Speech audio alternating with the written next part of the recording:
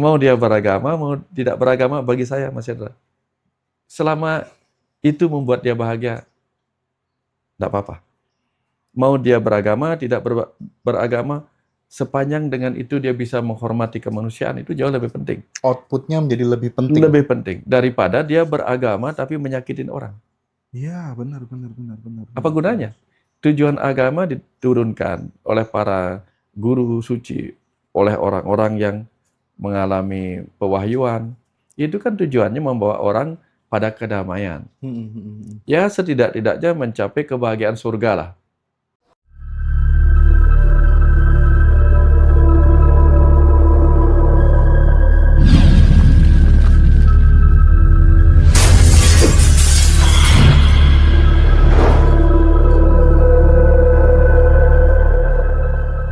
Memang pada akhirnya kita itu kalau awal-awal kan memahami ibadah itu hanya sebuah ritual keagamaan saja Ya, gitu Pak ya, tapi pelan-pelan saat kita bertumbuh segala aktivitas kita itu menjadi ya, ibadah gitu ya. ya, Dan aku tadi sempat ngobrol juga ya sama beberapa fansnya Pak Wayan gitu. ya, Salah satu yang bikin mereka itu meneladani nasihat-nasihat Pak Wayan tuh gara-gara Pak Wayan tuh bisa hidup tanpa transaksional gitu. Artinya ini penting ya di era modern seperti ini, kita kadang butuh banyak orang untuk kemudian dikit-dikit tidak transaksional gitu. Nah, apa sih pesan Pak Wayan Mustika kepada kita semuanya gitu ya, biar kemudian dalam menjalani kehidupan sehari-hari itu tidak menjadi manusia yang transaksional gitu. Gimana ya. Pak? Kalau orang transaksional itu kan dia ingin memberi agar diberi. Kalau saya malah ingin memberi karena sudah diberi, Mas Hendra. Oh, Apa yang sudah diberikan kepada saya? Saya diberikan sesuatu yang sangat mahal, Mas Hendra. Yaitu napas, Mas Hendra. Yang diberikan juga pada semua orang. iya. Mau orang kaya, mau orang miskin, dia diberikan kekuatan yang sama berupa napas oleh Tuhan. Nah, ketika kita diberikan hidup, sudah diberikan, kan kita memberi sekarang. Kalau tower dikasih air, dia memberi air. Iya. Kalau kipas dikasih angin, dia memberi angin, kipas angin. Nah, kalau kita diberi hidup, kan kita harus memberi hidup juga. Urip, nguripi. Hidup dan menghidupi. Ya, saya diberi banyak kebahagiaan. Kenapa? Bisa melihatnya di mana-mana. Bisa menyentuhnya di mana-mana, Mas Hendro. Kalau saya penuh dengan keakuan, maka saya tidak akan membagi itu, Mas Hendro. Tapi saya sadar bahwa kebahagiaan itu baru berarti ketika dibagi. Jadi saya membagi ini bukan untuk mendapatkan sesuatu, tapi untuk memberikan sesuatu. Sesuatu yang sudah saya dapatkan, yaitu kebahagiaan yang yang tidak bisa saya jelaskan itu, Mas Hendro. Nah, karena kenapa saya bahagia mendapatkan itu? Perjalanan masa kecil saya itu penuh dengan yang paling membuat saya menderita adalah ketidaktahuan, Mas Hendro. Ingin tahu ini, ingin tahu itu, tapi saya nggak tahu, Mas Hendro. Pada akhirnya ketika saya diberitahu, dan saya merasa diberitahunya bahkan berlimpah, Mas Hendro. Alangkah inginnya saya memberi, gitu. Bukan dipingin diberi lagi, pingin memberi. Karena apa? Karena saya sudah diberikan berlimpah pengetahuan itu, Mas Hendro. Jadi saya membagi pengetahuan bukan untuk diberi lagi. Bukan itu kunci saya, gitu. Bahwa kemudian ada yang memberi saya, mungkin juga dia juga diberikan berlimpah yang itu oleh semesta. Maka ketika saya diberikan sesuatu, yang saya lihat itu bukan dia memberikan saya, tapi dia yang D besar depannya. Oh, iya. Maka saya selalu bilang terima kasih untuk berkahnya gitu. Karena yang saya lihat bukan manusia yang memberi saya.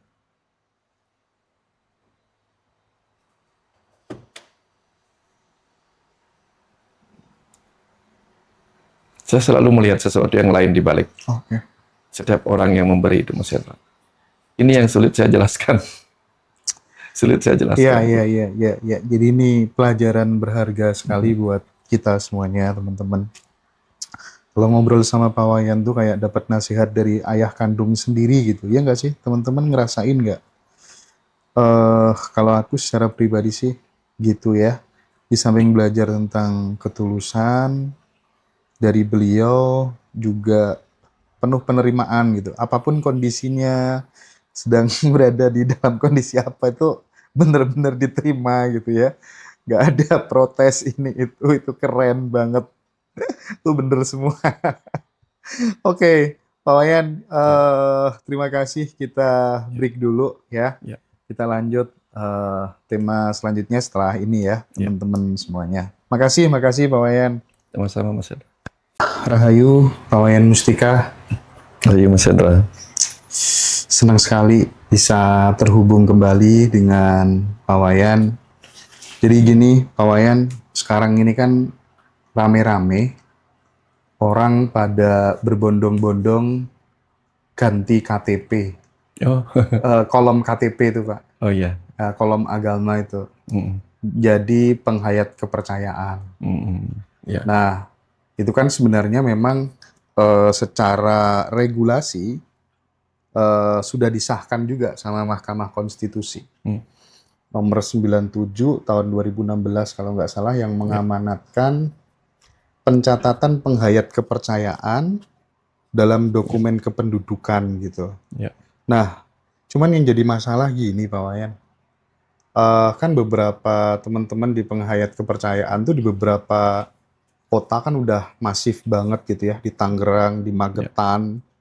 Nah, bagaimana supaya kebijakan ini tidak menimbulkan semacam kayak apa ya Pak Wayan ya, konflik dengan lembaga keagamaan tertentu gitu. Nanti pandangan Pak Wayan seperti apa? Karena ini MUI itu belum-belum sudah ngeluarin statement, wah ini bahaya ini. Nah, bagaimana Pak Wayan merespon ini secara universal gitu barangkali? Seperti ya. apa Pak? Kalau penghayat kepercayaan, setiap orang kan punya sesuatu untuk dipercaya, Mas Hendra. Hmm. Pada akhirnya, semua orang itu kan harus percaya pada dirinya sendiri. Oke. Pada akhirnya. Hmm. Pada akhirnya lagi, dia harus percaya pada Tuhan dalam dirinya. Bahkan ketika dia tidak lagi menyebut itu sebagai Tuhan. Entah dia sebut sebagai apa, sesuatu yang dia percayai itu. Nah, tapi kemudian ketika semua kembali dibawa kepada organisasi-organisasi yang berkenaan dengan kuantitas, bukan kualitas, maka tentu berkurangnya kuantitas dalam sebuah organisasi keagamaan, organisasi apapun itu, tentu akan berefek menimbulkan rasa takut. Hmm. Sama dengan orang takut kehilangan jumlah suku, Iya, iya, iya, iya. orang takut kehilangan jumlah ras, orang takut Hmm. kehilangan jumlah bangsa. Tapi kalau kita lihat, sekalipun ada suku yang hilang, ras yang hilang, tapi manusia kan nggak hilang. Iya, iya, betul, betul. Ya, kalau kita melihat lebih kecil dari ukuran manusia sebagai sebuah keluarga besar, nah yang terjadi adalah kita takut suku ini hilang, suku itu hilang, ras ini hilang, ras itu hilang, kemudian organisasi agama ini berkurang dan sebagainya. Padahal yang kita butuhkan dalam dunia keagamaan itu kan membawa orang percaya pada dirinya sebenarnya. Ya, apalagi kalau misalnya penganut kepercayaan itu yang dianut kan percaya pada Tuhan yang Maha Esa. Iya, betul.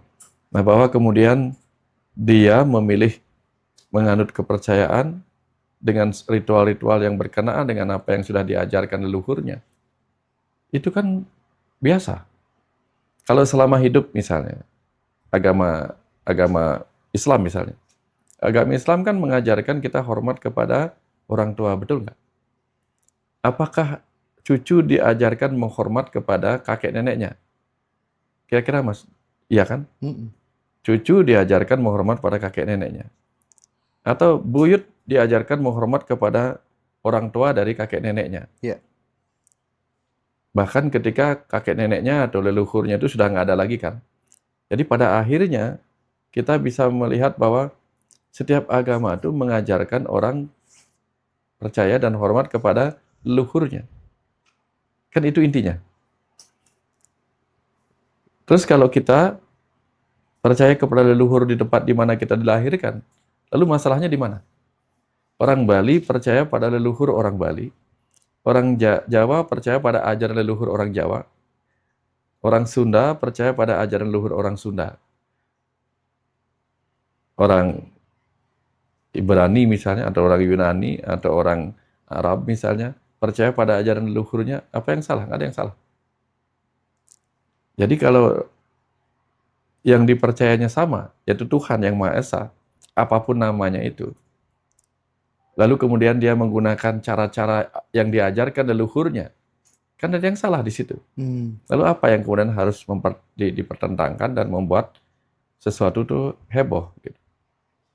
Nah, yang terjadi kan kita di mana-mana dari dulu sering diajarkan tentang kesamaan, bukan kebersamaan. Kesamaan itu artinya apa? Semua harus sama.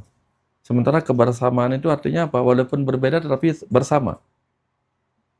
Nah, kalau kita sudah melihat dengan cara demikian, maka kita tidak terlalu peduli mau dia agama apa, mau dia aliran kepercayaan apa, sepanjang tujuannya sama, sama-sama mendamaikan, sama-sama membuat dia percaya pada kehidupan ini. Lalu masalahnya di mana coba? Orang yang memiliki kepercayaan pada akhirnya akan mati. Orang yang memiliki agama pada akhirnya akan mati. Orang yang tidak beragama pada akhirnya akan mati. Tapi secara manusia, semua orang ingin bahagia. Semua orang ingin damai. Semua orang ingin hidupnya tenang. Kalau gara-gara dia memeluk sebuah agama dia bahagia, sudahlah. Gitu kan. Kalau karena dia memeluk sebuah aliran kepercayaan dia bahagia, kan sudah tercapai apa yang dia inginkan. Kenapa juga harus dipaksa untuk ikut kita? Misalnya nih, dalam sudut yang lain. Saya vegetarian. Saya bahagia dengan itu. Iya, Pak. Apakah saya harus menyuruh semua orang mengikuti kebahagiaan versi saya dengan tidak makan daging? Ya nggak boleh, maksudnya. Nggak boleh, nggak layak. Walaupun mungkin kita merasa itu lebih baik, lebih sehat dan sebagainya. Saya selalu berpikir, orang vegetarian mati, orang non-vegetarian mati. Tetapi orang vegetarian ingin bahagia dengan makanannya. Orang yang non-vegetarian juga ingin bahagia dengan makanannya. Kalau itu sudah mereka dapatkan, sama-sama bahagia. Lalu apa masalahnya? Mau dia beragama, mau tidak beragama, bagi saya, Mas Hendra. Selama itu membuat dia bahagia, tidak apa-apa. Mau dia beragama, tidak beragama, sepanjang dengan itu dia bisa menghormati kemanusiaan, itu jauh lebih penting. Outputnya menjadi lebih penting. Lebih penting daripada dia beragama tapi menyakitin orang. Iya, benar. Apa gunanya? Tujuan agama diturunkan oleh para guru suci, oleh orang-orang yang mengalami pewahyuan. Itu kan tujuannya membawa orang pada kedamaian. Ya setidak-tidaknya mencapai kebahagiaan surga lah. Kalau orang nggak membutuhkan kebahagiaan surga, tapi kebahagiaan lebih besar dari surga, yaitu menyatu dengan Tuhan langsung, Sang Pencipta surga, masalahnya di mana? Nggak ada masalah. Jadi kalau dia merasa dengan cara ini saya bisa mencapai Tuhan, tidak ada masalah. Makanya pernah diajarkan dalam Bhagavad Gita, jalan apapun yang kau tempuh, jika itu menuju kepadaku, akan aku terima. Itu ajaran universalnya. Orang Roma bercerita tentang banyak jalan menuju Roma. Nah, di Indonesia ini Mas Hendra, ada orang makan sagu, ada orang makan ketela, ada orang makan nasi, ada orang makan roti, gandum, dan sebagainya. Tujuan utamanya apa? Kenyang. Perbedaannya, mereka makan sumber karbohidrat yang berbeda. Tapi kalau sama kenyang dibuat, masalahnya di mana? Sorry ya, saya nggak lagi makan nasi. Iya. Saya makan ketela, it's okay, selama dia kenyang. Nah, maka kalau misalnya nih, Mas Hendra pernah menempatkan saya di sebuah hotel. Di hotel itu, makanannya macam-macam. Minumannya macam-macam waktu breakfast. Ya, senang nggak kira-kira saya? Harusnya senang. Senangnya kenapa? Karena banyak jalan menuju kenyang. Ya. Tapi Ya, banyak jalan menuju kenyang. Nah, ada yang perlu diperdebatkan di situ. Sama dengan banyak orang menemukan banyak jalan untuk menuju Tuhan. Mau beragama, mau aliran kepercayaan. Nggak ada masalah Pak, sebenarnya. Kecuali kalau kita ketakutan oleh hilangnya Mm-mm. kuantitas. Ini ego Ya, kelompok. nah itu tadi. Ah, Karena kita berpikir bahwa apa?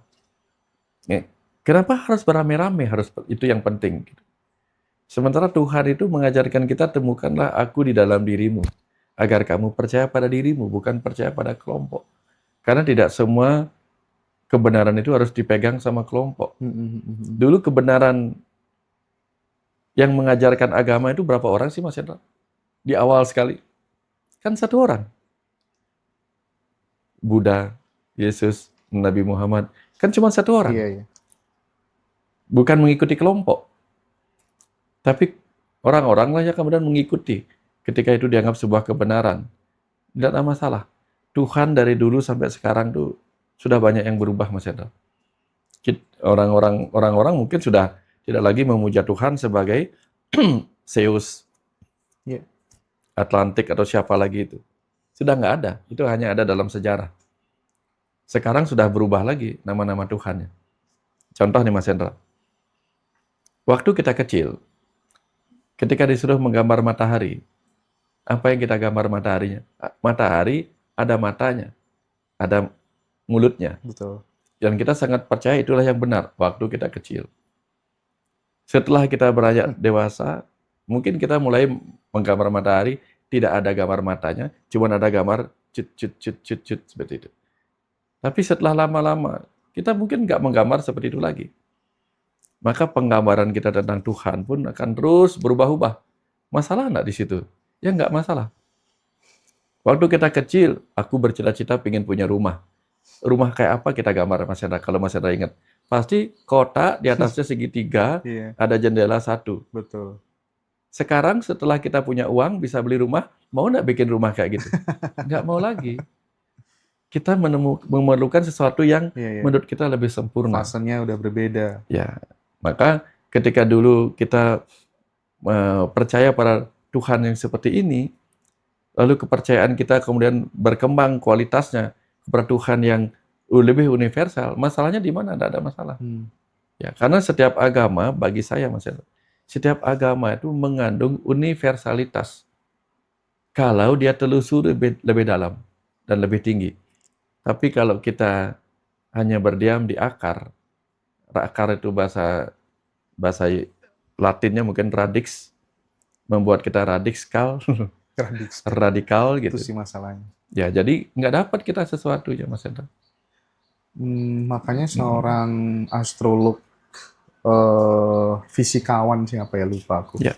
Jadi orang beragama itu dia menyembah sesuatu yang tidak terlihat, namun paradoksnya dia menghancurkan sesuatu yang terlihat berupa alam tanpa mereka sadari bahwa sesuatu yang dia hancurkan itu adalah Tuhan yang mereka sembah sendiri gitu. Nah ini kan semacam kayak pemisahan antara apa tuh namanya iman, memisahkan antara Tuhan dan bumi dengan alam semesta. Itu kan sesuatu yang paradoks banget gitu. Beragama tapi kelakuannya, perilakunya justru malah kebalikannya gitu ya Pak ya. Nah, saya kembali potong Mas Hendra ya. Itu mirip seperti misalnya ada yang mengatakan begini misalnya. Wah, saya sangat cinta dengan Pak Dokter sebagai seorang penulis. Katanya sambil merobek-robek buku saya. Kebayang nggak Mas Hendra? Betul. Dia mencintai saya sebagai penulis tapi merobek-robek tulisan saya. Harusnya dia mengoleksi ya Pak? Mengoleksi dan membaca dan menyayangi, mengimplementasikan dalam kehidupan sehari-hari. Dia mencintai sang pencipta sambil mengobrak-abrik ciptaannya. Apa bedanya di situ? Benar. Keren itu. Jadi saya mencintai penyanyi ini. Pernah dengar nyanyiannya nggak? Aku nggak mau dengar nyanyiannya. Aku benci dengan semua lagu-lagunya. Tapi aku mencintai penyanyi itu. Gimana caranya? Bullshit itu ya. Mencintai sang pencipta sambil menghancurkan ciptaannya gitu. Iya. Nah, lebih dalam lagi Pak Wayan tentang apa tuh namanya keberadaan teman-teman nih yang mulai pada rame kan di Dukcapil, beberapa kabupaten. Nggak tahu kalau di Bali kan sebenarnya sudah spiritual yang esensial itu saya lihat teman-teman di Bali udah mayoritas kayak gitulah ya, Ya, tidak meninggalkan ajaran-ajaran leluhurnya gitu ya. ya. Tetapi yang di Jawa sekarang yang dipermasalahkan sama MUI katanya, wah, penghayat kepercayaan itu tidak memenuhi syarat untuk menjadi sebuah agama karena nggak punya nabi, karena nggak punya kitab suci, gitu kalau katanya ya, nggak punya tempat ibadah gitu ya, dan menyebut perubahan kolom agama katanya itu bisa membahayakan akidah secara ideologis gitu. Ini gimana sih Pak Wayan? Atau mungkin jangan-jangan nih orang-orang yang ada di MUI perlu di ini ya, jangan hanya Polri yang direformasi ya. Jadi kualitas orang-orang yang ada di MUI juga barangkali perlu di upgrade menjadi MUI 2.0 gitu barangkali supaya lebih aware, lebih sadar, lebih memahami sebuah pluralisme gitu. Gimana Pak Wayan? Menurut saya tuh begini Mas Hendra. Kalau kita mencintai ajaran leluhur kita, maka jangan membenci siapapun. Kalau kita mau bertumbuh keyakinan, jangan pernah membenci keyakinan kita yang lama. Oke. Nah, kebanyakan konflik terjadi kan gara-gara apa? Orang pergi ke pacar yang baru, lalu menjelek-jelekkan pacar lamanya. Itu yang banyak terjadi. Ya, ketemu istri baru, mencaci maki istri lama. Guru spiritual baru mencaci maki guru spiritual Iya, lama gitu. nah itu. Jadi sama. Makanya ujung-ujungnya apa? Membuat orang yang ditinggal itu bereaksi duluan. Karena merasa jangan-jangan nanti ketika orang itu berpindah pada sebuah aliran kepercayaan, dia akan menjelek-jelekkan agama yang pernah dianutnya. Nah, ini yang tidak perlu terjadi. Kalau kita mau menganut aliran kepercayaan bertuhan, ya sudah jalankan tanpa pernah menyakiti siapapun. Kalau sudah demikian, kayaknya baik-baik aja sih situasinya gitu. Bahwa kemudian aliran kepercayaan misalnya dianggap tidak mempunyai nabi gitu misalnya kan. Orang Bali juga dulu kan ketika menjadi Hindu bingung cari nabi. Terus? Akhirnya menjadikan Resi Wyasa sebagai nabinya. Oh. Ya. Karena dianggap Resi Wyasa adalah seorang yang mendapatkan wahyu untuk menuliskan Weda. Sementara dalam sejarahnya, Resi Wyasa itu adalah ia yang menuliskan kembali, mengelompok-ngelompokkan Weda menjadi 4. Jadi sudah ada sebelum-sebelum itu sudah ada. Jadi pewahyuan itu kan bisa kapan saja terjadi. Ya. Kalau sekarang di luar negeri, itu ada Neil Donald Walsh mengalami conversation with God. Ya. Bisa saja dia menjadi, kalau dia punya organisasi, dia akan jadi nabi. Nabinya itu setiap saat itu ada. Bisa saja kalau kita berkiblat kepada Krishna, ya, Krishna yang membimbing Arjuna, kemudian memunculkan Bhagavad Gita, mungkin Krishna akan dijadikan nabi bagi yang memujanya. Kemudian yang mengikuti ajaran, kan ajaran moral banyak dalam Ramayana. Kisah Ramayana itu banyak ajaran moral. Yang mendapatkan wahyu untuk menuliskan Ramayana adalah Resi Walmiki. Bisa saja kalau berkiblatnya ke Ramayana, Resi Walmiki kan dijadikan nabi. Nah, orang Bali itu banyak mendapatkan wahyu yang bukan datang dari luar. Di Jawa juga banyak. Contoh nih, kalau Mas Hendra mendapatkan atau pernah membaca buku-buku primbon itu, Legi Paing Pon Wage Kliwon, penanggalan-penanggalan itu yang masih dipakai di Bali. Coba cari tahu, siapa sih penelitinya yang pernah membuat itu? Mereka bisa membuat kalender. Mereka bisa membaca pola karakter orang dari kelahiran-kelahiran primbon itu. Yang ngasih tahu mereka itu siapa? Saya pernah mencari dalam meditasi, dalam perenungan, bagaimana sih cara orang itu menemukan itu? Iya Pak, gimana? Siapa yang mengajarkan mereka ilmu astronomi? Akhirnya saya percaya mereka mendapatkan itu ketika mendapatkan aliran pengetahuan dari semesta itu sendiri. Tapi mereka tidak tercatat. Tidak ada wajah mereka, tidak ada nama mereka. Karena orang-orang suci di masa lalu di Indonesia itu sering menuliskan sebuah ajaran-ajarannya, tapi nama mereka dianonimkan. Ada emputan tular.